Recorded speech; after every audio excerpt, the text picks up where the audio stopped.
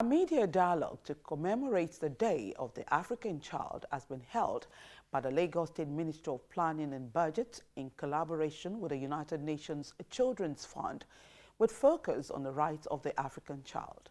We have details in this report.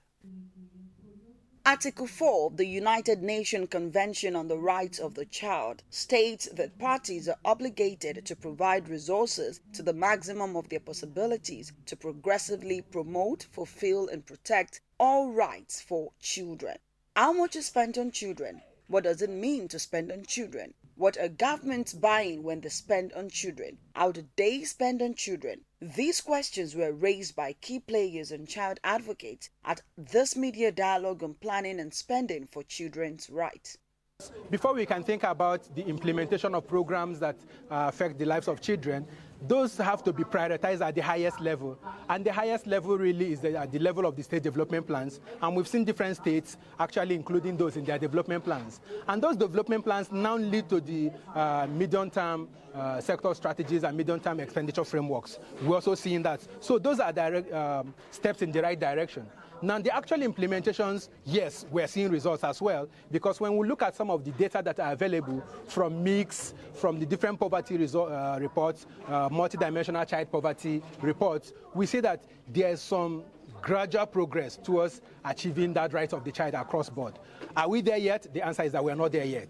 Budgeting for children, as my colleague explained this morning, shouldn't be a separate budgeting exercise. Budgeting should be for the sake of the population of Nigeria, ensuring that it is well done based on data. Where are the most vulnerable children?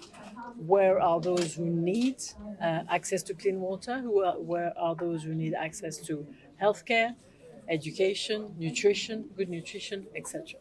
So the budgeting exercise is very important. We have been working very closely with the Lagos government to make sure that we improve that way of planning the budget.